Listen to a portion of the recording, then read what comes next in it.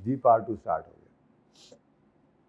अच्छा जी, अब मैंने अर्ज किया पार्ट 1 के एंड पे कि डिस्पोजल अकाउंट की अपनी कोई नेटूरे नहीं होती, ठीक है। ये तो बस डिस्पोजल का गेन लॉस निकालने के लिए आता है। अब फिर करना क्या है, ये स्टेप्स, इसी से जर्नल एंट्री बनेगी इंशाल्लाह, ठीक है ना।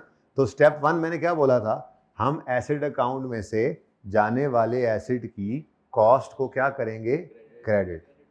तो अगर इसको क्रेडिट किया है तो फिर इसका दूसरा इंपैक्ट कहां डाल दें, डिस्पोजल अकाउंट, ठीक है। अच्छा, ये समझ नहीं आएगा क्योंकि समझने की जरूरत भी नहीं है, ये कॉन्सेप्ट नहीं है, दूसरा इंपैक्ट है। कॉन्सेप्ट तो ये पड़ा है, अगर डिस्पोजल अकाउंट ना बनाते तो ये दूसरा इंपैक्ट नहीं होता, वो फिर जनरल एंट्री डायरेक्ट ही हो जाती है, ठीक है।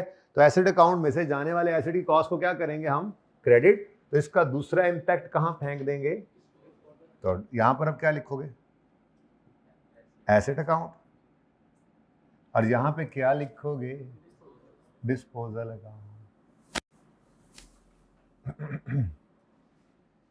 ठीक है भैया, अरे ओ भैया, ठीक है। स्टेप 2 क्या था, डेट भी लिख रहे, डेट तो लिख रहे 30 जून 2000। स्टेप 2 क्या है जी, हम एक्यूमुलेटेड डेप्रिसिएशन अकाउंट को जाने वाले एसिड की एक्यूमुलेटेड डेप्रिसिएशन से डेबिट करेंगे। तो इसका दूसरा इंपैक्ट कहां फेंक दें, तो बेसिकली हमारे स्टेप्स का दूसरा इंपैक्ट डिस्पोजल अकाउंट में आ जाना है, ठीक है। तो यहां पे हमने आकर लिखा 11। अब इधर क्या लिखोगे, एक्यूमुलेटेड डेप्रिसिएशन का अकाउंट, और यहां क्या लिखोगे, डिस्पोजल का अकाउंट, ठीक है जी। और ये हमने निकाला था वर्किंग नंबर 1, ठीक है। चलो, तो ये 2 स्टेप्स ही हैं हमारे, तीसरा कोई नहीं है, बस उन स्टेप्स का सेकंड इंपैक्ट यहां डाला है, इसकी अपनी नेचर तो होती कोई नहीं है, ठीक है। अब स्टेप 3 लिखें, स्टेप 3 लिखें, वी विल रिकॉर्ड कैश। अभी एसिड बेचा है तो कैश आया है ना, उसको रिकॉर्ड करना है, ठीक है। वी विल रिकॉर्ड कैश, बस फुल स्टॉप, खत्म। हाँ, मैंने लफ्ज रिकॉर्ड कैश इसलिए लिखा कि हम ध्यान से देखेंगे कैश आया या गया, उस हिसाब से एंट्री कर लेंगे, ठीक है। नॉर्मली डिस्पोजल पे तो कैश आता ही है, लेकिन एक्सचेंज की ट्रांजैक्शन में कैश जा भी सकता है। जब अच्छा एसेट लेके कोई पुराना एसेट आप दें साथ में, बदले में कुछ पैसे देने पड़ते हैं। तो ये परसों इंशाल्लाह कर रहे होंगे होपफुली हम एक्सचेंज की बात, जिंदगी अगर रही तो, ठीक है। अब स्टेप 3 मैंने क्या लिखा जी, वी विल रिकॉर्ड कैश।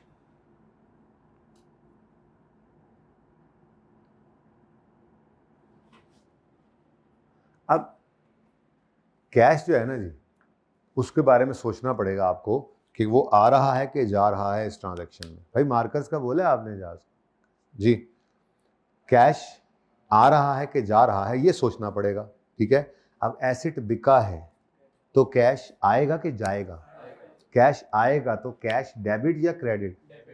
तो अब ये कैश अकाउंट तो आपके दिमाग में बनता होता है ना, ठीक है ना। कैश अकाउंट तो हम नहीं बना रहे होते, लेकिन दिमाग में तो चलना है ना, क्योंकि अगेन वही बात है, कितने पैसे पड़े थे, कितने कितने आए, कितने कितने गए, क्या क्लोजिंग है, पूरा हम कर नहीं सकते, इसलिए उसने डेटा भी नहीं दिया हुआ इसका, ठीक है। तो बस दिमाग में एंट्री करेंगे, एसेट बिका है तो कैश आया है, कैश आए तो कैश डेबिट। अब ये सवाल से ढूंढा हमने जाके, अब यानी अभी तक जितना काम किया है मुझे सेल प्रोसीड की उसमें जरूरत ही नहीं पड़ी थी। यही तो आपको अर्ज कर रहा था, अगर पीपीई का नोट, जो कि ज्यादा चांसेस हैं, भाई उधर है आपका कैमरा, इधर ले आओ ना यार, मैं इधर खड़ा हूं बताने के लिए जी। पीपीई का जब नोट आप बनाएंगे, जो सबसे मेन सवाल, सबसे ज्यादा चांसेस जिसके होते हैं आने के, ठीक है, तो उस सवाल के अंदर अगर डिस्पोजल की ट्रांजैक्शन आएगी तो आपको उसमें सिर्फ एसिड की कॉस्ट चाहिए होगी और उसकी accumulated depreciation date of purchase से डेट ऑफ सेल तक की चाहिए होगी। आपका पीपीई का नोट बन जाएगा। सेल प्रोसीड से, गेन लॉस से कोई लेना नहीं, क्योंकि गेन लॉस कहाँ जाना है, पीएनएल के अंदर। बात समझ आ रही है, तैयारी करा रहा हूँ उन सवालों की, छोटी छोटी बातें वहां पे काम आएंगी इंशाल्लाह, ठीक है। इससे आसानी हो जाएगी एकदम से आपके लिए। पीपीई का नोट मुश्किल सवाल होता है, डिस्पोजल के अंदर सिर्फ 2 चीजें चाहिए हमें, एसेट की कॉस्ट नहीं मिल रही ढूंढो, एक्यूमुलेशन नहीं मिल रही कैलकुलेट करो, बस पीपीई का नोट बन जाएगा। इसी तरह से तो पीपीई का नोट क्यों, क्योंकि पीपीई का मैंने कहा था नोट क्या है, वो तो कुछ भी नहीं है, वो तो एसेट और एक्यूमुलेशन अकाउंट की स्टेटमेंट फॉर्म में प्रेजेंटेशन का नाम है। तो एसेट और एक्यूमुलेशन अकाउंट में तो यही दो चीजें जाती हैं। बात समझ आ रही है? अब उससे आगे, लेकिन अगर वो आपसे P&L बनवा ले, बैलेंस शीट बनवा ले, फाइनल अकाउंट का सवाल हो, या एक्सट्रैक्ट्स मांग ले, तो फिर आपको आगे भी बढ़ना पड़ेगा। या डिस्पोजल का अकाउंट कह दे, या डिस्पोजल की जर्नल एंट्री मांग ले, तो फिर सेल प्रोसीड भी चाहिए, गेन लॉस भी चाहिए। ये अगला स्टेप होता है। ठीक है, तो फिर स्टेप 3 क्या है? We will record cash. गुजारा करो यार, कुछ दिन फिर करते हैं। वो मार्कर आगे रखे हैं मैंने, उनमें जरा इंक भरवा दो। तो बैठा होगा शायद नान कटिए, उसको उसके जिम्मे लगा दो कि ये वाले मार्कर्स हैं, इस तरह से इंक भर के उनमें रखा करनी है तुमने। ठीक है जी।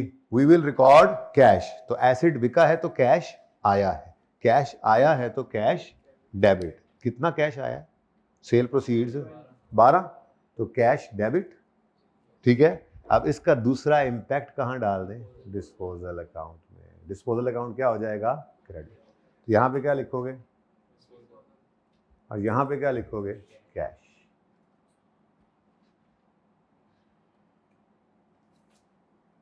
ठीक है, तो बेसिकली डिस्पोजल अकाउंट कुछ नहीं है, इसमें हम सिर्फ अपने स्टेप्स का दूसरा इंपैक्ट डाल रहे होते हैं। तो स्टेप 1 में हमने एसेट अकाउंट को क्रेडिट किया, स्टेप 2 में एक्यूमुलेशन अकाउंट को डेबिट किया, स्टेप 3 में रिकॉर्ड किया कैश को कैश अकाउंट में। मैं नहीं बता रहा कि डेबिट करना है या क्रेडिट, बस ओपन छोड़ा है इसको। तो कैश अकाउंट को हमने हिट किया। तो स्टेप्स हमारे ये पड़े हैं। ठीक है, ये जर्नल एंट्री भी यहीं से बनेगी। ठीक है, अब इनका दूसरा इंपैक्ट कहां पड़ रहा है? डिस्पोजल के। तो डिस्पोजल अकाउंट खुद कुछ नहीं है। ठीक हो गया? कोई मसला यहां तक? चल अच्छा जी, अब आखिरी स्टेप लिखें।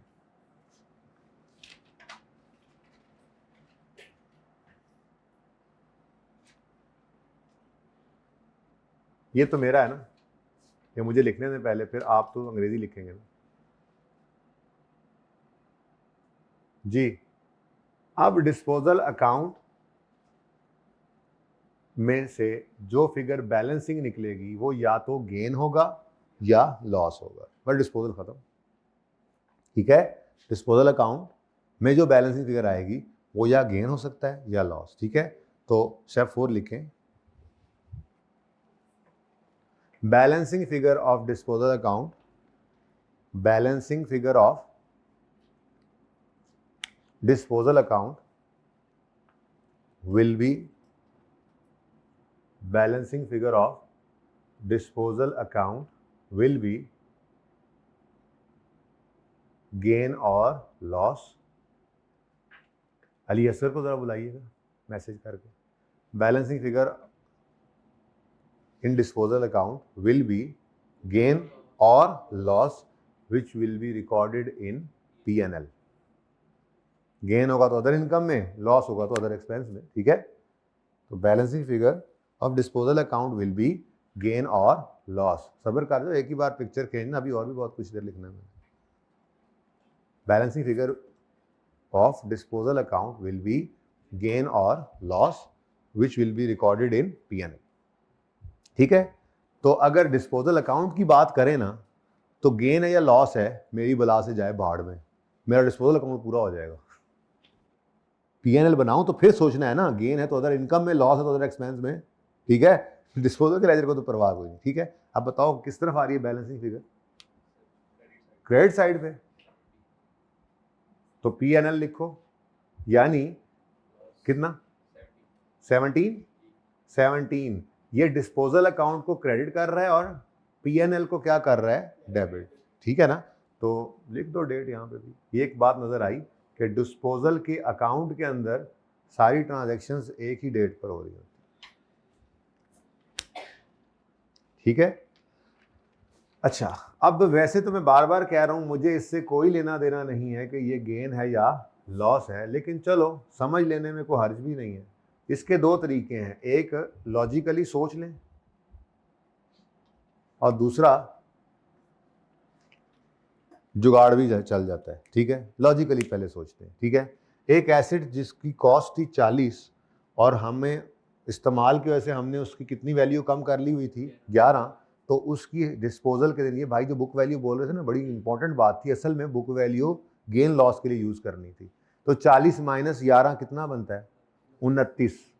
29 रुपये इस एसेट की हमारी किताबों में वैल्यू थी। हमारी किताबों के हिसाब से इस एसेट की वैल्यू कितनी थी? 29 वाली हमारी चीज के हमें मिले कितने? 12। तो फिर नफे की बात है नुकसान की? नुकसान। हमारी 29 वाली चीज हमारी किताबों के हिसाब से 29 की थी ना, हमारी 29 वाली चीज अगलों ने 12 रुपए में खरीदी, तो हमें तो नुकसान हो गया ना। हमें 29 वाली चीज से कितने मिले? 12 मिले। कितना नुकसान हुआ फिर? 17। ठीक है, तो यहां से भी पता लग जाता है। लेकिन ये मुश्किल काम है, आसान इससे भी। जुगाड़ क्या है? आपको लेजर पढ़ना आता है? ये लेजर है किसका?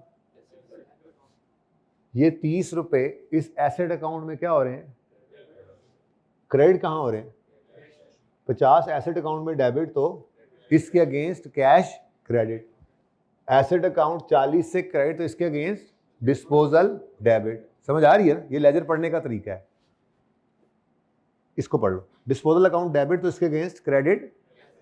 डिस्पोजल अकाउंट क्रेडिट 11 से, तो इसके against debit. Disposal account credit 12 से हुआ, तो इसके against debit. Disposal account credit हुआ तो इसके अगेंस्ट डेबिट। अब मैंने पहले दिन ही आपको बता दिया था कि जब इनकम्स एक्सपेंसेस को पीएनएल में क्लोज करते हैं तो क्या ट्रीटमेंट चलता है? इनकम्स की नेचर होती है क्रेडिट।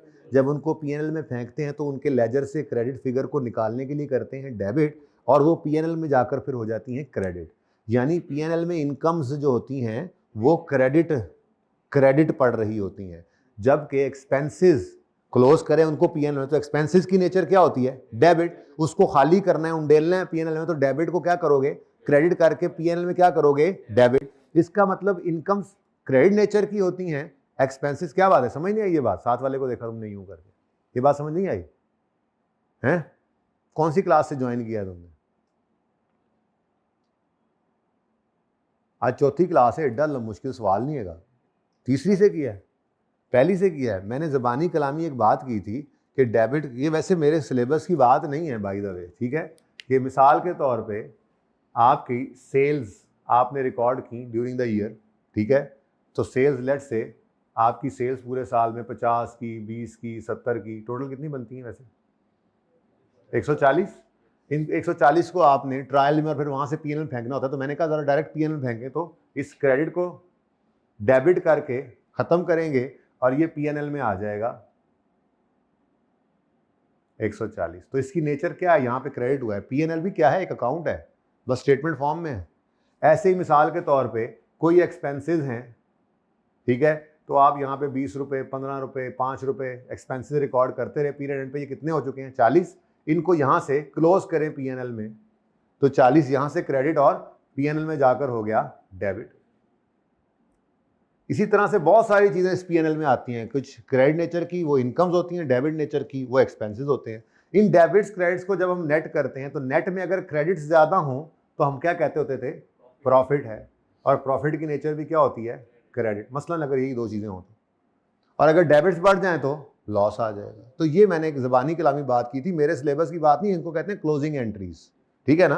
तो मैं ये कहना चाह रहा हूँ कि पीएनएल के अंदर अगर कोई चीज़ क्रेडिट हो रही है तो वो इनकम्स होती हैं, गेन्स होते हैं, और पीएनएल में अगर कोई चीज़ डेबिट हो रही है तो वो एक्सपेंसेस होते हैं, लॉसेस होते हैं। इतनी सी बात ज़बानी कर रहा था, समझ आ गई बात? ठीक है, ओके, चल सकते हैं अब आगे। अब मैं ये कह रहा था डिस्पोजल का अकाउंट 17 रुपए से क्रेडिट हुआ है, इसके अगेंस्ट पीएनएल क्या हुआ है? डेबिट। तो डेबिट तो पीएनएल होता है एक्सपेंसेस से, लॉसेस से, तो इसका मतलब ये फिर क्या है? लॉस ऑन डिस्पोजल है। लेकिन मैं आपको बार बार कह रहा हूं, ये पीएनएल बनाने के लिए मुझे पता होना चाहिए कि ये लॉस है या गेन है। ऐसे डिस्पोजल के अकाउंट तक तो बस बैलेंसिंग फिगर लिख दी, वो तो कंप्लीट हो गया, ठीक है। यहां तक कोई मसला है तो बताओ। ये बात समझ आई है? आए तो ये मिटा दूं ना, तो ऐसे ही तो बस गपशप थी। मेरा दिल है मैं इस सवाल के एक्सट्रैक्ट्स भी बना दूं।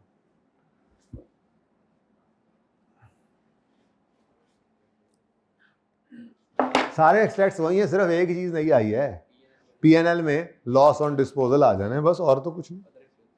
अदर एक्सपेंस की तो हेडिंग देनी नहीं, मैं एक्सट्रैक्ट्स बना रहा हूँ। हाँ, जब हम फाइनल अकाउंट का सवाल कर रहे होंगे तो फिर ये करना पड़ेगा, ठीक है। तो प्रॉफिट और लॉस अकाउंट एक्सट्रैक्ट्स अगर मैं बनाऊं, साल एक ही है आज हमारा, 2018 है ना।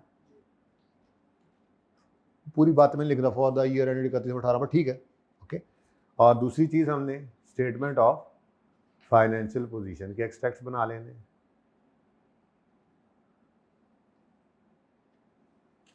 दो 2018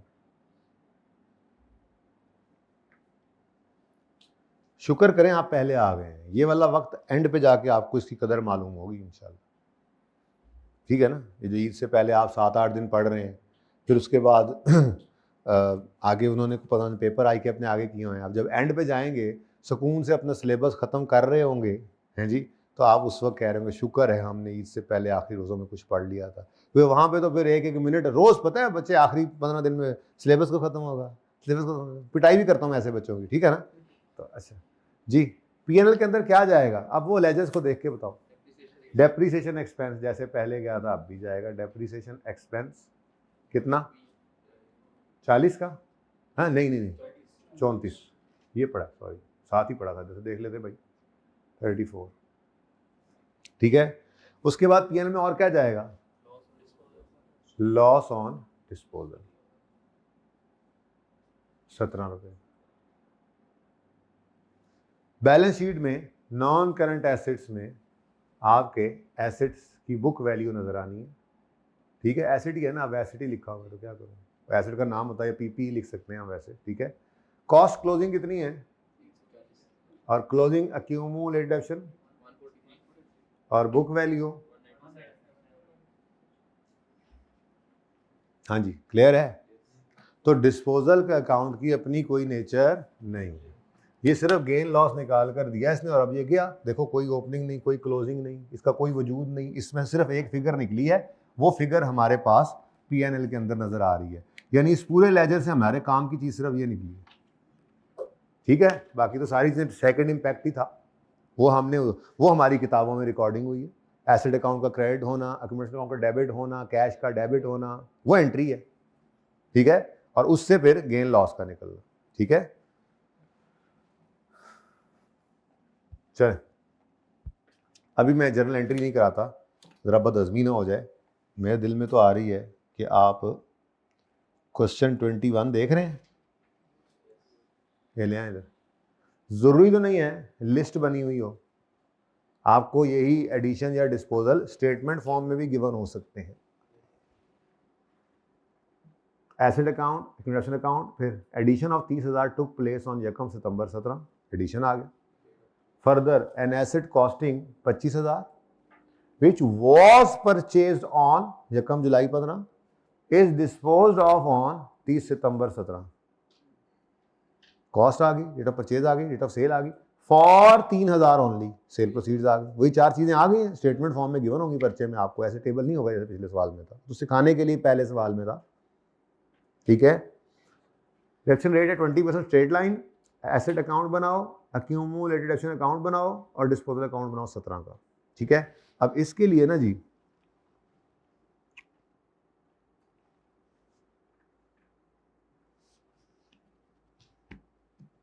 कितने नंबर हो जाएं ये सोच रहा हूं, 5 मार्क्स काफी होंगे इंशाल्लाह, ठीक है। 5 मार्क्स, 5 इंटू 1.8 करो तो, चलो आपको डिस्काउंट दिया, 10 मिनट में ये सवाल आपने करना है, योर टाइम स्टार्ट्स नाउ जी। एक्सट्रैक्ट्स भी बना देना, 10वां मिनट इसीलिए। हरी अप, मैं आ रहा हूं देखने आपकी प्रेजेंटेशन भी और सब कुछ भी, जल्दी करो, सांस नहीं लेना। मैंने तो, हैं कौन, मैंने अली असगर बोला था,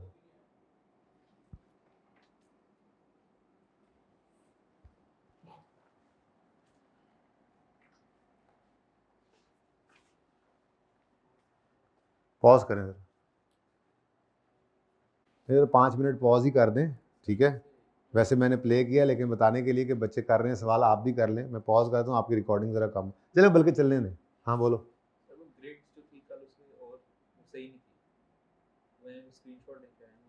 कोई बात नहीं यार, देख लेंगे, कोई मसला नहीं, सिलेबस बता दिया आपको, ग्रेड सही गलत का क्या है, ग्रेड अब एंड पे बताऊंगा। सवाल नहीं नज़र आ रहा, नोट्स नहीं है आपके पास, निकालो ना नोट्स। 5 मिनट हो गए हैं? नहीं 4 हुए हैं, 4।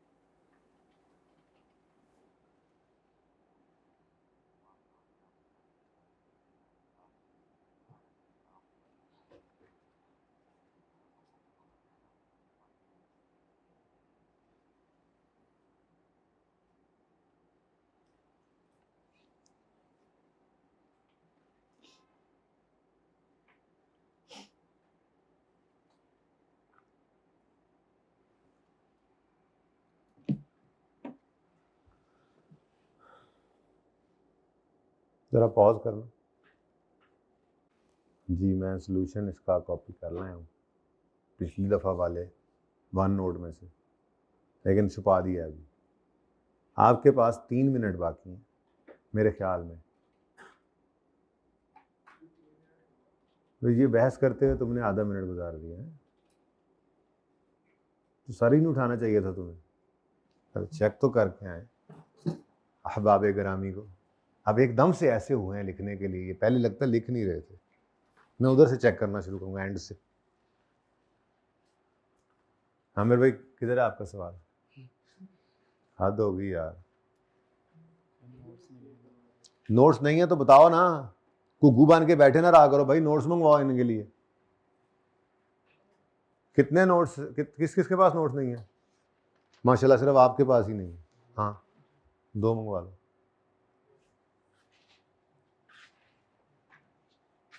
जल्दी जल्दी, मैं तो ना देखो, मैं नहीं जानता आप लोगों को हैं।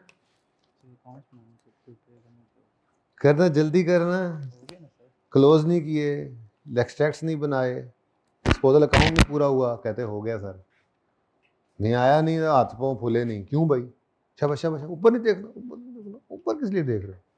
सवाल रजिस्टर पे हो रहा है, मेरे मुंह पे हो रहा है।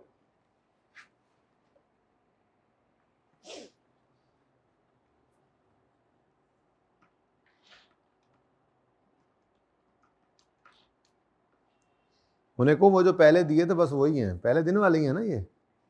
पहले दिन मैंने दे दिए थे ना ये नोट्स, पहले दिन वाले FAR के ना, कैफ 1 के पहले दिन वाले नोट्स। हाँ पहले दिन वाले, मैं मैसेज में से निकाल लें बेशक।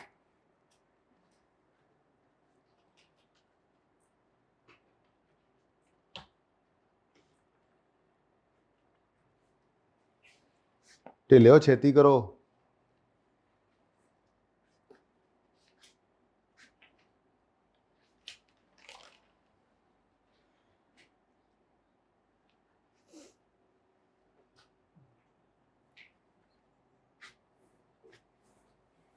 टू स्लो,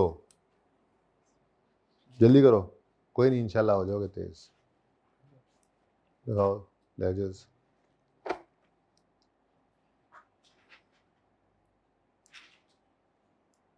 वर्किंग की तरह कर रहे हो तो ये भी लिखने का टाइम ज़ाया ना किया करो। वैसे बाय द वे तो अगर हेल्प मिलती है तो ठीक है। हावरत चलैन नहीं लगी थी, ठीक है कोई नहीं।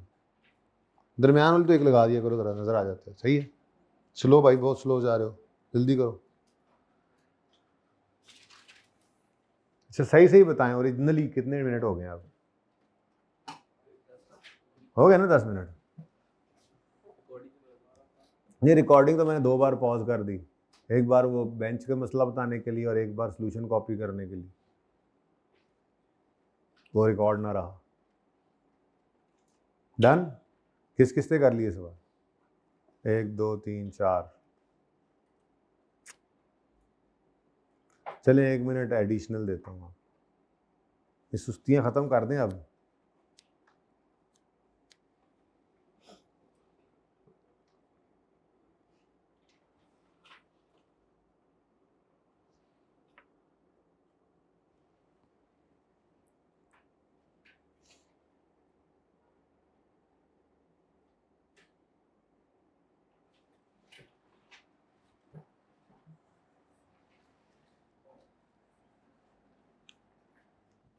उधर ही रखिए, मैं ज़रा यहाँ थोड़ी जगह बना लूँ, जनरल एंट्री करा देता हूँ इनको, उसके बाद ना।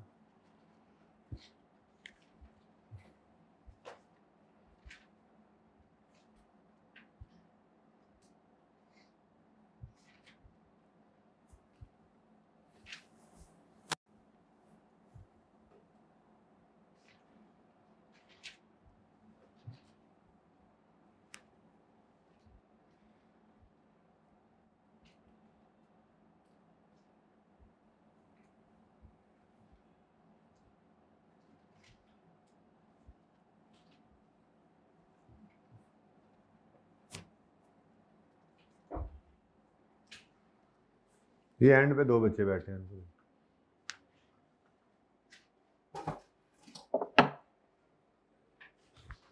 हाँ जी, अब कौन कौन कर चुका? दोबारा वही हाथ खड़ा कर दें ज़रा, चले मुझे पता लगे। कोई एक आधा बड़ा है नहीं, 4 5 6 7 हो गए। चलें जी बस करें अब फिर देख लें इसको। ये 6 7 बच्चों ने किया है। सबसे पहले इधर नज़र डालें, क्लोजिंग सही है 55, फिर इधर नज़र डालें 19.5 भी सही है, तो बस फिर सवाल भी सही है। लेकिन बाकी पेशे की नज़र देख लें, ये दोनों सही हो ही तभी सकते हैं, ख़ासतौर पर ये जब सारा कुछ सही हुआ हो। चले फिर डिस्पोजल का अकाउंट भी देख ही लें, 10.75। चलो जिसने 11 वो राउंडिंग किया, अच्छा किया है। मैंने ज़रा पिछली बार शायद नहीं की थी, ऐसे ही शुरू होता है ना, पहला दूसरा दिन बंदा माफ़ी दे देता है। ये जनाब आपका सवाल है, एक्सट्रैक्ट्स नहीं बने हैं, चलो अच्छा है। पिक्चर ले लें अब इसकी, अगर नहीं है सेम आपका या आप पहुँचे नहीं हैं यहाँ पर, दोनों सूरतों में पिक्चर ले लें। तो सवाल नंबर 20 और 21 आपके सामने मौजूद है।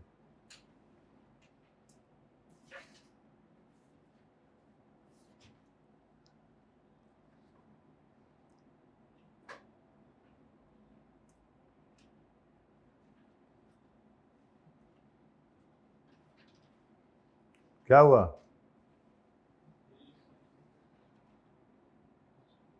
किसी और सब्जेक्ट के लिए हैं?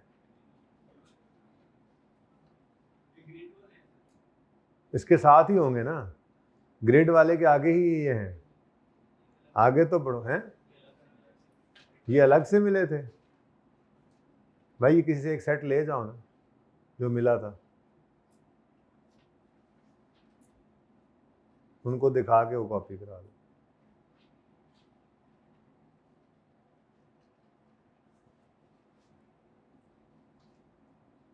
चलें जी, अब आ जाएं इधर। हाँ जी, क्लियर है। डिस्पोजल मुश्किल है, पूरी अकाउंटिंग मुश्किल नहीं है यार, मैं बता रहा हूँ पहले दिन से। आप लोग माने ना तो अलग बात है, रोज़ आपको भी बताना पड़ेगा, देखो कोई नहीं मुश्किल, कोई नहीं मुश्किल, यहाँ तक कि सिलेबस खत्म, पेपर खत्म, पेपर दे के आ जाओगे, कहोगे हाँ वाकई सही था। लेकिन फिर भी डरते रहोगे, रिजल्ट वाले दिन कहोगे हाँ FAR तो आसान था। इंशाल्लाह देख लेना। अच्छा जी, अब डिस्पोजल अकाउंट भी बनाकर गेन लॉस निकाल सकते हैं, और दूसरी सूरत ये है कि हम ये गेन लॉस निकालने के लिए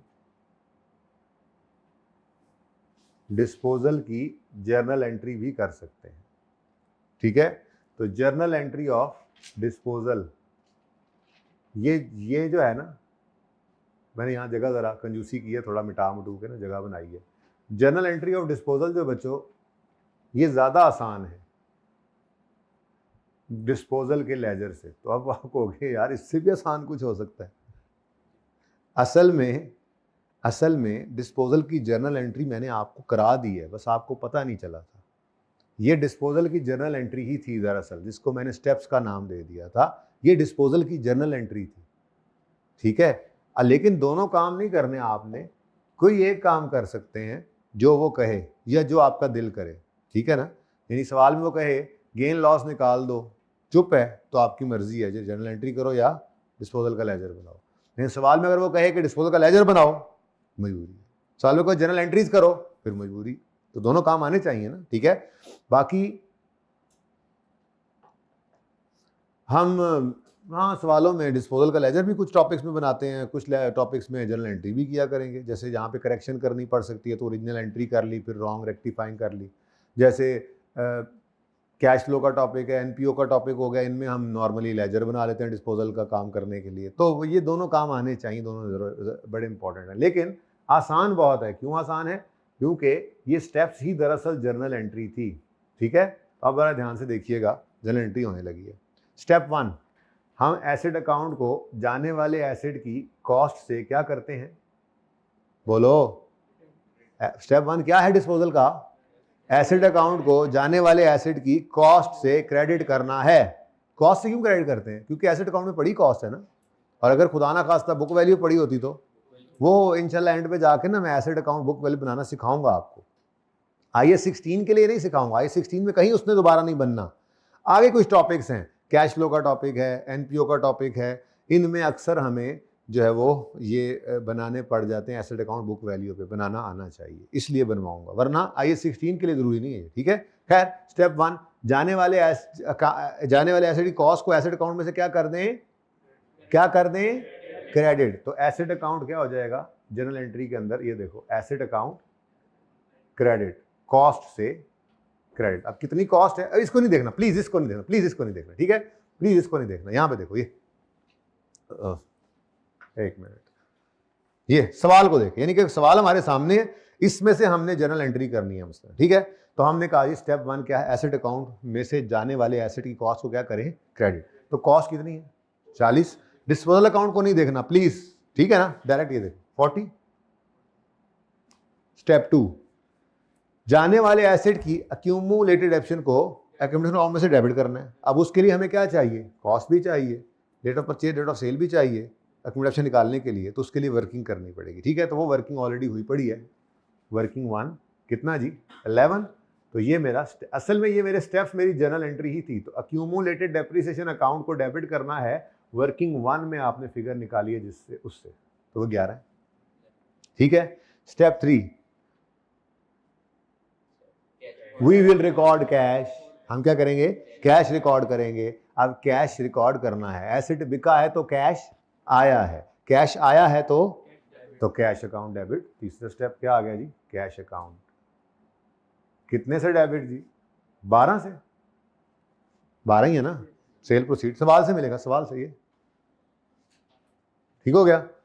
और step 4, balancing figure will be gain और लॉस। पर वो डिस्पोजल अकाउंट में मैंने लिखवा दिया था, लेकिन दरअसल तो बस गेन लॉस निकालना है, ठीक है। डिस्पोजल अकाउंट से भी निकल सकते हैं, जनरल एंट्री से भी, ठीक है। तो balancing figure will be gain और लॉस।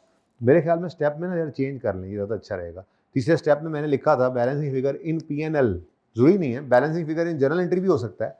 तो इसलिए वो डिस्पोजल अकाउंट स्टेप 4 में से काट दें। जुमला ये हो जाना चाहिए आपका, balancing figure will be gain और loss which will be taken to P&L, ताकि ज़रा जनरल हो जाए स्टेप जनरल एंट्री के लिए भी। और तो balancing figure will be gain और loss which will be taken to P&L।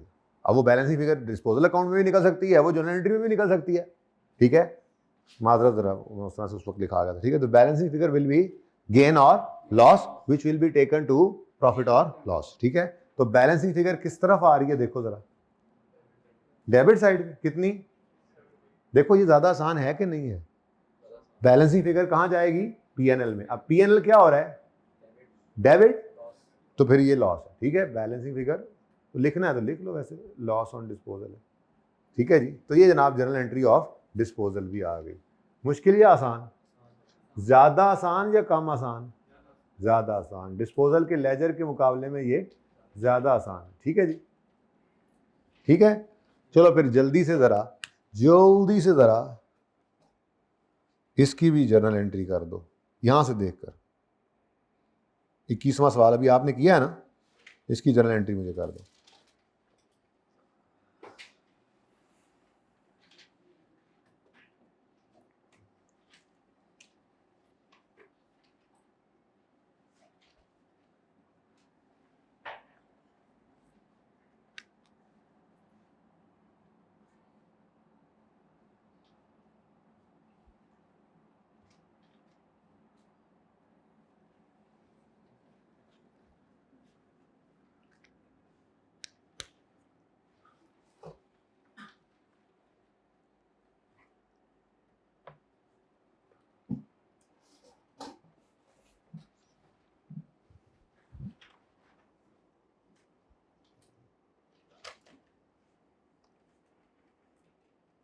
अब तक तो हो गई होगी।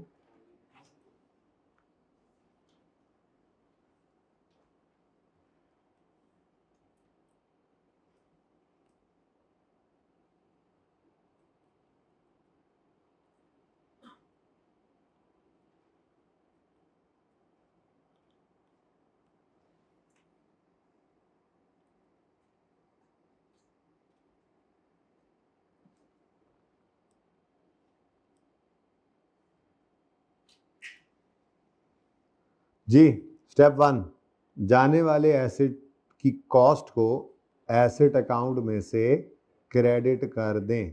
कॉस्ट में क्रेडिट होना, ठीक है। अच्छा, थोड़ा सा पक्के हो जाए ना स्टेप्स, तो मैं आपको बताऊंगा, फिर ये कहूँगा आपको, जहाँ कहीं पे भी आपको एंट्री करनी पड़े तो पहले आप अंग्रेज़ी में लिख दिया करें सारा, अकोमोडेशन डेबिट, कैश डेबिट, एक लाइन छोड़ के एसेट क्रेडिट, और फिर फिगर्स ढूंढते जाए। लेकिन फिलहाल स्टेप वाइज ही चलें। स्टेप 1, जाने वाले एसेट की कॉस्ट को एसेट अकाउंट में से क्या करना है, क्रेडिट। तो वो कहता है जी, एक एसेट जिसकी कॉस्ट 25 थी, जो हमने खरीदा था 1 जुलाई को, वो बेचा है 3000 का 30 सितंबर पे। इसका मतलब कॉस्ट कितनी है, 25। ये अड़ क्यों रहा है यार, तो 25 रुपये क्रेडिट। फिर इस डिस्पोजल की अक्यूमुलेटेड डेप्रिसिएशन निकाल के उसको अक्यूमुलेटेड डेप्रिसिएशन अकाउंट में से डेबिट करना है। तो दरअसल ये स्टेप्स क्या थे, ये जर्नल एंट्री थी, मैंने बस बताया नहीं था आपको, ठीक है। अब वो वर्किंग नंबर 1 में हमने निकाली है 11.25। Step 3, we will record cash. कितने का बिका है, 3000 का। अब एसिड बिका है तो कैश आया कि गया, कैश आया तो कैश डेबिट के क्रेडिट, तो कैश अकाउंट को आपने डेबिट कर दिया 3 से। Balancing figure will be gain और लॉस। तो बैलेंसिंग फिगर डेबिट साइड पे आ रही है, तो पीएनएल डेबिट होगा। तो पीएनएल डेबिट होता है लॉसेस से, एक्सपेंसेस से। तो हर सवाल में तकरीबन मैंने ना सवाल ऐसा डिज़ाइन किया कैश सेल प्रोसीड्स कम रख के लॉस ही आ रहा है 10 पॉइंट। इसकी वजह है कि डेबिट याद हो जाए लॉस है ज़रा, तो फिर किसी सवाल में एकदम क्रेडिट आएगा तो ओह ये क्या हुआ, अच्छा गेन।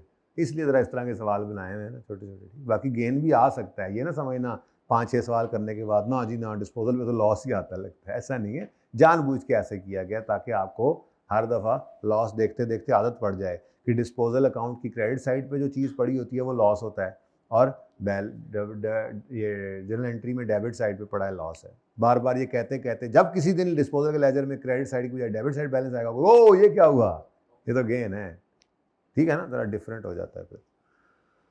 अच्छा जी, चलें अब होमवर्क की बात कर लेते हैं। तो 22वां सवाल आपका होमवर्क में,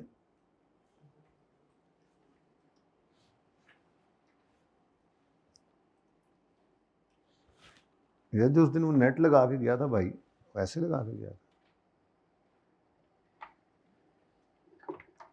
मुझे लगता है इसको कुछ तकलीफ चल रही है।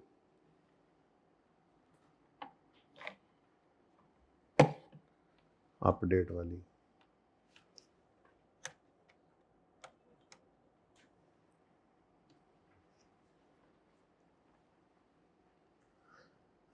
अच्छा जी, सॉरी।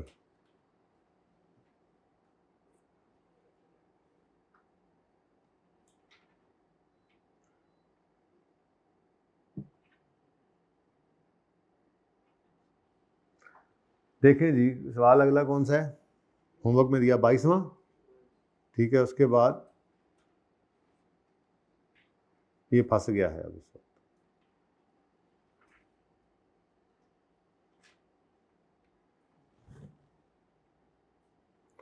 ओके जी, 22nd, 23rd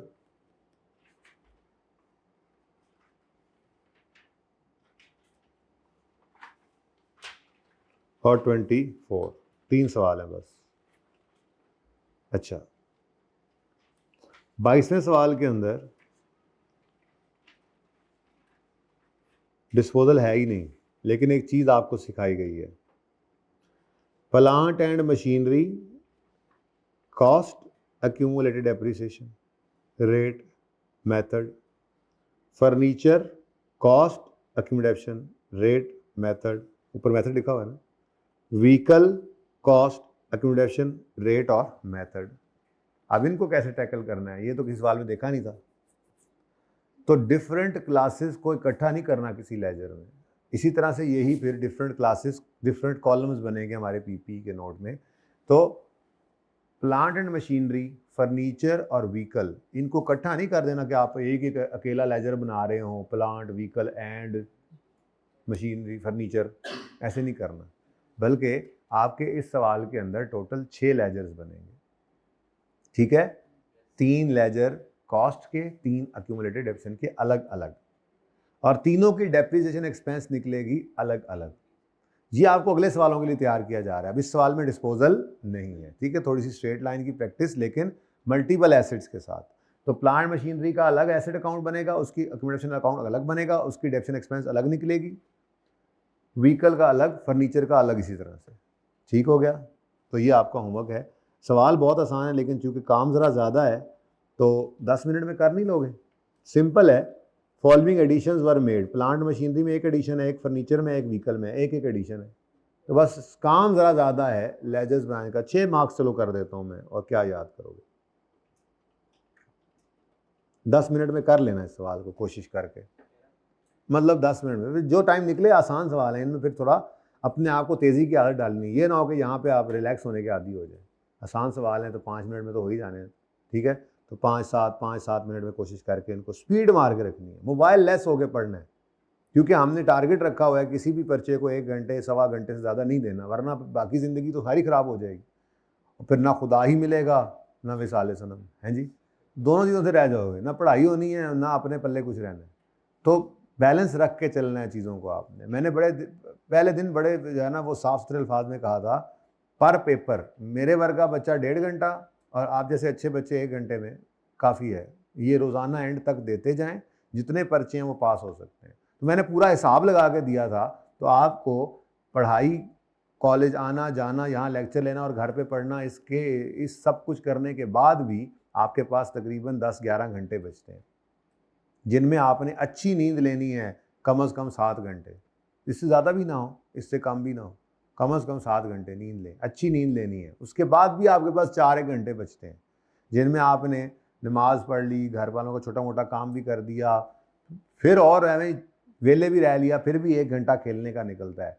ये सारी चीज़ों को बैलेंस करके चलना है। और अगर आपने मोबाइल लेस होकर ना पढ़ा तो आप 1 घंटे वाले काम को 2 से 3 घंटे में करोगे, क्योंकि आप मोबाइल में डिस्ट्रैक्टेड हो, दोस्तों के साथ हो, गपशप लग रही है। नहीं, फोकस होके, हर चीज़ से अलग होके, सिर्फ 3 पर्चे नॉर्मली मोस्टली बच्चों के हैं, तो 3 घंटे आपने निकालने हैं। उन 3 घंटों में आपने हर चीज़ से कट ऑफ हो जाना है। तो 3 घंटे में वो काम कर लोगे 3 पर्चों का। उसके बाद फिर आप वो गेंद बैट है और जैसी है, ठीक है, वो सही है। 23वें सवाल के अंदर जनाब डिस्पोजल 3 आ गए और एडिशन भी 3 आ गए, लेकिन साल एक ही है। ठीक है जी, अब 3 डिस्पोजल आ गए तो क्या करना है? कुछ नहीं करना, यही काम 3 बार करना पड़ेगा, ठीक है। यानी यहाँ पे आपने ऑन ओपनिंग इंक्लूडिंग डिस्पोजल्स लिखा है, ठीक है। तो फिर ओपनिंग कॉस्ट ऑफ ऑल में से 1, 2, 3 अलग अलग कॉस्ट माइनस होंगी, और फिर वो तीनों यहाँ पे 1, 2, 3 अलग अलग डेप्शन होंगी। ये वर्किंग एक दफ़ा नहीं 3 दफ़ा होगी, accumulation of disposal 1, disposal 2, disposal 3। यहाँ पर 3 डिस्पोजल की फिगर्स आएंगी, यहाँ पे 3 डिस्पोजल की अक्यूमुलेशन आएंगी, और 3 डिस्पोजल अकाउंट बनेंगे। इकट्ठा नहीं बनाना आपने, तो काम ज़्यादा है, प्रैक्टिस है बेसिकली, ठीक है। तो चूंकि ये ज़रा नया काम है तो इसके लिए मैं आपको 8 मार्क्स दे रहा हूँ। फिर वैसे इतने नंबर का ये सवाल होना नहीं चाहिए, इससे कम का होना चाहिए, लेकिन चलो कितने मिनट, 15 मिनट में हो जाएगा, ये ज़्यादा है वैसे। 7 मिनट, 7 मार्क्स कर लें, ठीक है, लेकिन 15 मिनट में कर लेना इसको, 10 से 12 मिनट में कर लेना। स्पीड उठा के रखनी, जितना जल्दी कर लोगे उतना बेहतर है, ठीक है, करोगे ना कोशिश इनसे। 24वां सवाल है, सिर्फ 2 डिस्पोजल्स हैं और 1 एडिशन है, ठीक है, तो इसको आप 6 मार्क्स के लिए कर लें। कितना टाइम बना ज़रा, 6 + 7 + 6, वैसे बताओ चलो कितने मिनट बने, 6 + 7 + 6 कितना बना मार्क्स, 20 कर लो, चलो यार तुम ये राउंड कर लो, ठीक है। अब इसका मतलब 38 मिनट में होना चाहिए, आपने इसको 38 में नहीं करना, आपने इसको 30 मिनट में करना है, टारगेट ये रखना है। रमज़ान पैकेज चल रहा है ना, पौने घंटे से ज़्यादा होमवर्क नहीं था, आधे से पौने घंटे से, तो जब ये रमज़ान से निकलेंगे इंशाल्लाह तो फिर घंटे सवा घंटे का होमवर्क आने लग जाएगा, ठीक है ना। नाले शुरू ज़रा आदत भी पै जाए, हैं शुरू ही ना नस जाओ। चलें जी, अब टाइम हो गया ऊपर, वरना मेरा प्लान तो ये था कि मैं आपको 26वां सवाल, ये 27वां सवाल कराऊंगा।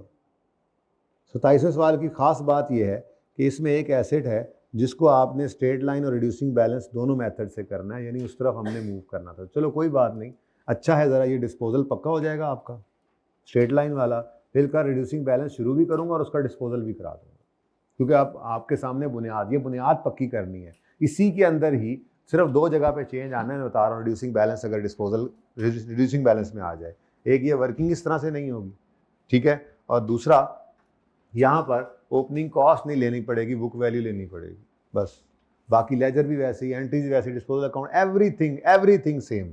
तो इसलिए आज का लेक्चर और आज का होमवर्क बहुत इंपॉर्टेंट है, ठीक है, इसने आपकी बुनियाद बनानी है, उसके बाद फिर जैसे भी करते चले जाएंगे, ठीक है जी। तो बस आज के लिए इतना काफ़ी है, वैसे कम पढ़ रहे हैं आजकल हम ना रमज़ान पैकेज की वजह से, कल इंशाल्लाह ज़िंदगी रही तो मुलाकात होगी। अस्सलाम वालेकुम।